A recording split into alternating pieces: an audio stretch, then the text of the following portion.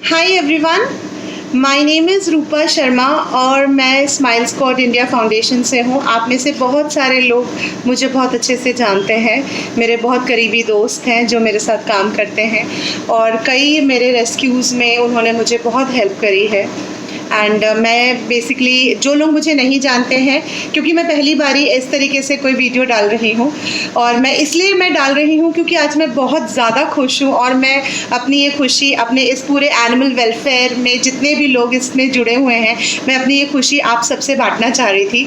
तो इसलिए मैं पहली बार मैं पिछले 4-5 सालों से काम कर रही हूँ इन स्ट्रीट एनिमल्स के लिए, तो मैं पहली बार ही ऐसे वीडियो बना रही हूँ और आप सबसे बात कर रही हूँ। तो जो लोग मुझे नहीं जानते हैं उनके लिए छोटा सा इंट्रोडक्शन की मेरा नाम रूपा शर्मा है। मैं स्माइल स्क्वाड इंडिया फाउंडेशन की फाउंडर हूँ और पेजरली कैट रेस्क्यू करती हूँ और मेरे खुद के घर में 20 रेस्क्यूड कैट्स हैं, कई सारे बीमार बच्चे हैं। स्ट्रीट फीडिंग करती हूँ और जहाँ से जैसे जो संभव हो सकता है मैं मदद करने की कोशिश करती हूँ। तो मैं जो I will not give a very long भाषण ओवर हियर बिकॉज मैं जानती हूँ everyone is very busy in animal welfare, but please before you skip this video आप 2 मिनट मेरी बात प्लीज़ सुनिएगा। I will just request you. So 2-3 दिन पहले एक रेस्क्यू जहाँ पे एक बिल्ली दरियागंज में पाई गई थी और कई सारे आप लोगों ने देखा होगा वो वीडियो। एक बिल्ली तड़प सी रही थी और बहुत सारे ग्रुप्स में वो पोस्ट हुआ था। तो मेरे पर्सनल विंडो पे आया वो और मैंने अपने किसी फ्रेंड को वो फॉरवर्ड किया और उन्होंने एकदम तुरंत से बोला, क्योंकि वो बिल्ली का पेट इतना मोटा हो रहा था तो हमें वो लगा कि वो प्रेग्नेंट है और उसकी वजह से जो है मेरी फ्रेंड ने बोला कि उसको मेरे पास तुरंत से भेज दो, आई विल फॉस्टर हर। तो मैं पहुंची दरियागंज, रात के 10 साढ़े 10 बज रहे थे और मैं वहाँ पहुंची। मैंने उस बिल्ली को लिया, वहाँ पे कोई एक वॉलंटियर थी, a very kind hearted volunteer, उसने उस बिल्ली को रेस्क्यू किया हुआ था और उसने मुझे हैंड ओवर किया। रात को मैंने उसको फर्स्ट एड और जो भी वेट के पास मैं लेकर गई। नेक्स्ट डे मैंने उनको अपने रेगुलर वेट के पास मैंने चेक करवाया एंड एक्सक्यूज़ मी। सो ये निकल के आया कि वो प्रेग्नेंट नहीं थी, उसका पेट इसलिए फूला हुआ था क्योंकि उसने बहुत सारा गंद खाया हुआ था और उसको गैस्ट्रिक प्रॉब्लम थी and she was a lactating mother. उसके निपल्स जो हैं वो बहुत ज़्यादा फूले हुए थे and she was a lactating mother. तो डॉक्टर ने उसको ड्रिप्स दिया एंड उसको शायद कोई हेड इंजरी थी जिसकी वजह से वो स्टेबल होके नहीं she was not being stable, वो तड़प सी रही थी। एनीवेज डॉक्टर क्योंकि उसके इंटेस्टाइन्स फूले हुए थे तो डॉक्टर एंड फिर उसका एक्सरे किया गया और ये देखा गया कि शी वाज नॉट प्रेग्नेंट।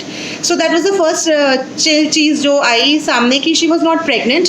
और उसके बाद जो है तो उसको एनीमा दिया गया और उसके पेट में बहुत सारा कूड़ा, बहुत सारा गंद उसके पेट में जमा था। सो जस्ट अ सेकेंड, अरे बाप रे, फरी नो, अरे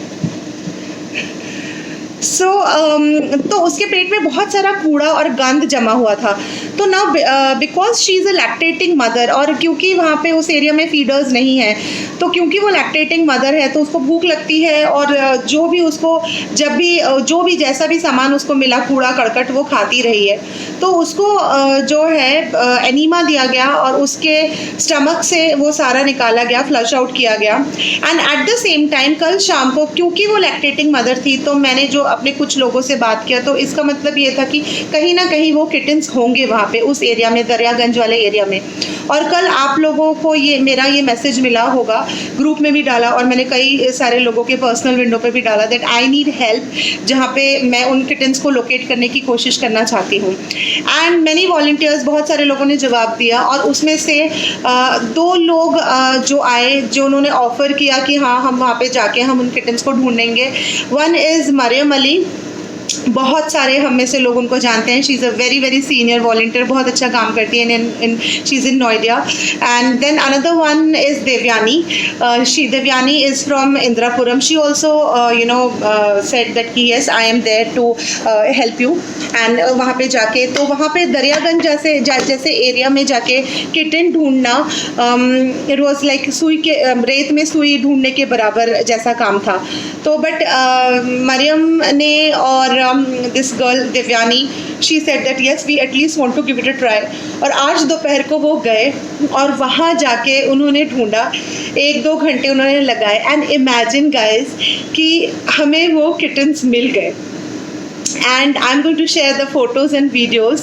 एंड आज मॉर्निंग में जब मैंने देखा कि यू नो जब when I went to meet the doctor, और वहाँ पे जाके उसके निपल्स इतने स्वोलन थे और डॉक्टर ने बोला कि अगर इसको इसका दूध अगर नहीं निकाला गया तो इसको इन्फेक्शन हो जाएगा। तो आई वॉज एक्चुअली बहुत सारे लोगों को मैंने ये भी बोला था कि अगर आपके पास नियोनेटल्स है तो आप मेरे पास भिजवा दीजिए, और so that you know at least उनको दूध मिल जाएगा।